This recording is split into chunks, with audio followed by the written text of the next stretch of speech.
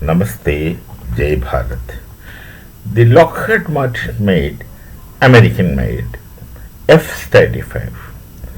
There are a lot of stories about it. It's something like advertising a film. They advertise the entire world that a stealth fighter, fifth generation. I don't know whose ideas these are. Fifth generation, 5.5 generation. All these are all the modern world's technical terroristic terms. I call it as technical terrorism because it confuses people more than what it informs. Such an aircraft which is invisible, invincible, all those stories people say. Prima facie, those who know little things about air defense and this kind of things wouldn't take it that serious, though there are several points within it. Invisibility may be due to various technologies adopted, including the Second World War method of electromagnetic absorbent material coating on an aircraft. In the past, they used to coat electromagnetic absorbent materials on the surface of the aircraft so that the radars used to function on radio detection and ranging method. That's they transmit electromagnetic waves in pulses, which hits anything, any reflective object in their range, and the reflected electromagnetic waves will be received by the same radar, and it travels at the speed of light. So that the radar antenna transmits in pulses, 2 microseconds something transmission, then it transmits in megawatts and receives in microwatts, and the same transmitter is used as receiver also. And then the systems, not that serious high technology, but it's a common sense technology. They process it and make it appear on the screen in whichever pattern people want to do. So when suppose then the aircraft is coated with a material which absorbs electromagnetic waves, which gets transmitted from a radar or deflect it in a different direction, then the radar receiver cannot get the reflection of the electromagnetic waves. It transmits in pulses, and after transmitting each pulse, there is a waiting period for the electromagnetic waves to travel and come back, and then they receive, then process, then it's made to appear on the PPI, which we call plant position indicator, etc., the radar scope. So this is a very old technology. It was in Second World War, and then by now, this must have got improved tremendously into levels that I can't speak of now. So that is from where the stealth kind of things begin. We always wanted to, the fighter aircraft always wanted to deceive the enemy radar. They adopted so many methods, including flying low, because the lobes and gaps are there for the radar transmitters. If you get into the lobe only, you will be detected, and if you fly through gaps, you can't be detected. And the pattern of the pattern of transmission is upwards. So you keep very close to ground, then you are not likely to be detected. All those methods they used to use, and sending bogies, all those things. So this deception is nothing new. It was always there, but then they must have improvised upon it, and then started giving the new names, stealth and etc. Whatever. Must have been more effective. But then you should also understand that if the deception method gets stronger, gets more improved, the detection method also would change. You are talking about the crude detection of radio detection and ranging radar, but then that must have got improvised tremendously. To whichever directions I can't say. I never leave the basic principles. Must have got improved in various directions. All kinds of technologies can come to play, and detection is not that impossible, provided the person sitting at the scope uses his mind. That's very important. The people involved in air defense is very, very, very important.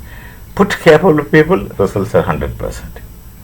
It's something like instrument dependent flying and the pilot skilled flying. If you depend on instrument, then you have a standard output, standard outcome. But if you are depending on the skill of the pilot, human being, and if he's a good pilot, then the outcome is limitless. He can negotiate through all kinds of things. If you don't depend on instrument, he depends on his own capability. And people should be so capable who are flying, sitting behind the machines.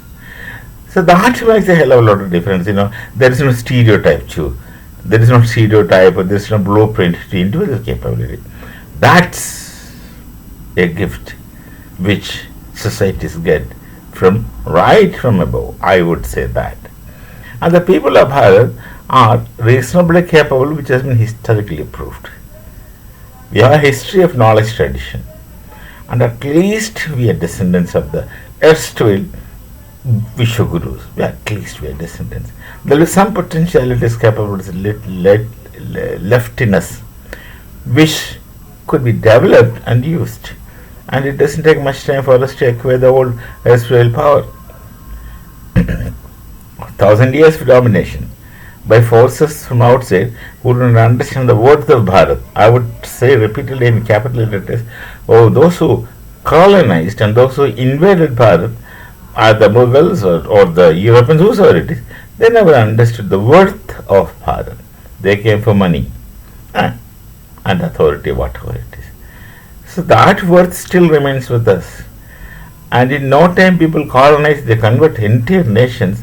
That has not happened in Bharat, which itself is a proof to say that there is something in Bharat which you don't understand yet. Rather can't understand it yet, except some very big geniuses like Einstein or De Broglie, all those people, great people who understood things, including Hegel, though he understood less and misunderstood more in a positive manner. So the stealth ability, they thought it is invincible, but of course, I don't know what kind of technology Bharat uses. I don't want to know also. That's not my cup of tea. Even if I know it, I shall not speak about it. These are all the such things within me. So they must have had such technology that they have detected. And listened to the pilot,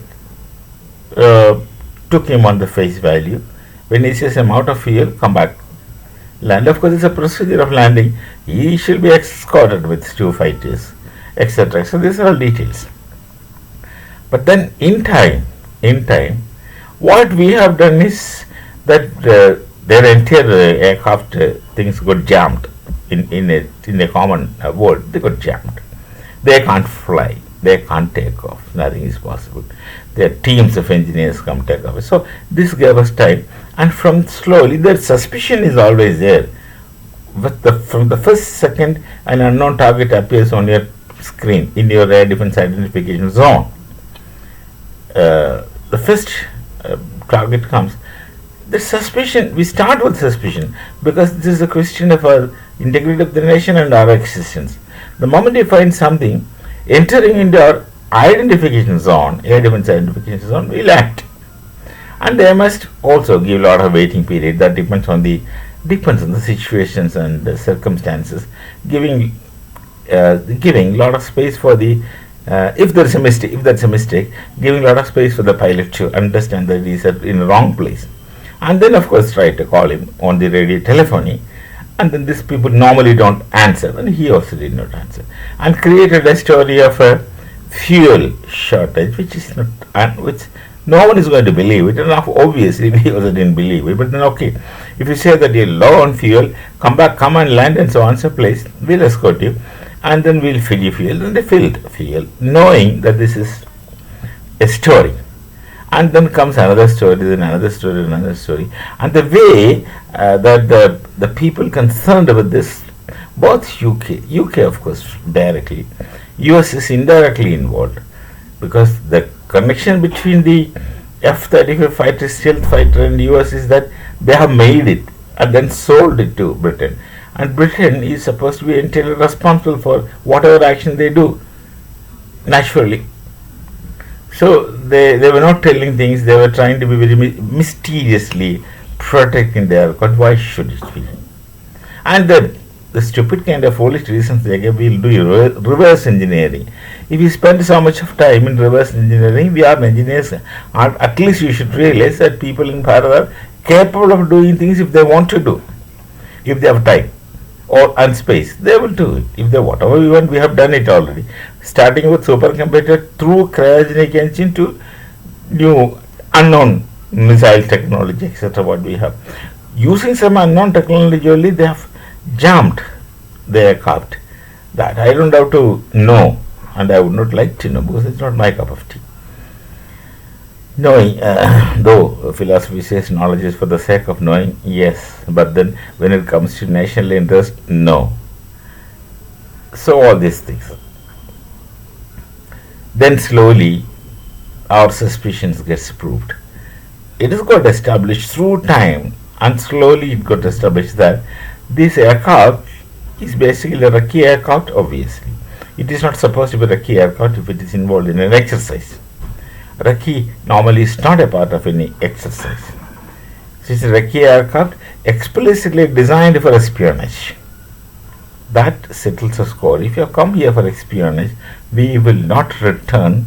We cannot return an instrument which came for espionage. We will have to study that and understood to what extent the damage has been made.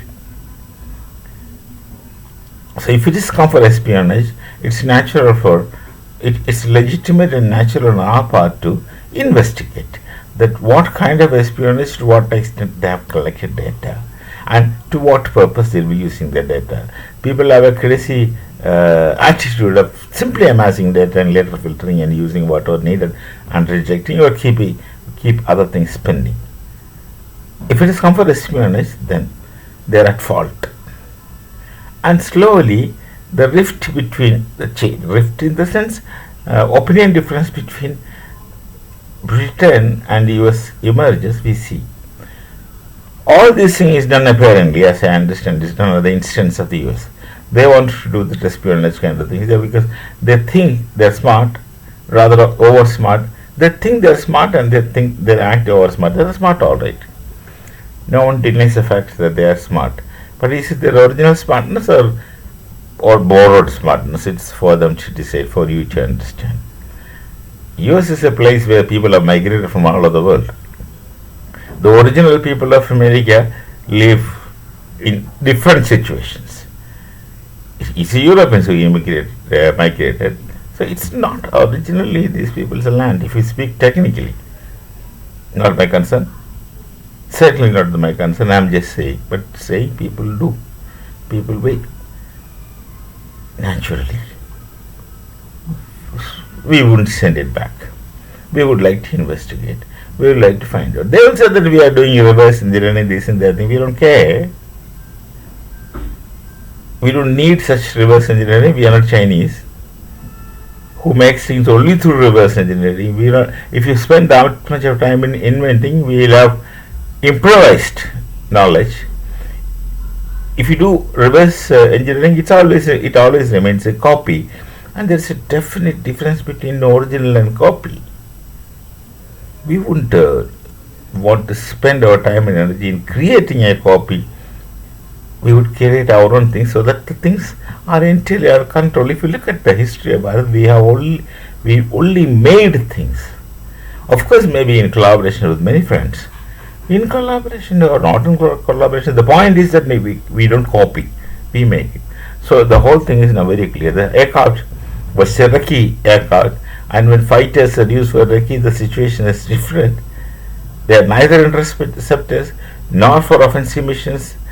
They design some of the aircraft get designed for recce, and recce, simple recce is one thing, but recce aircraft really can be used for espionage.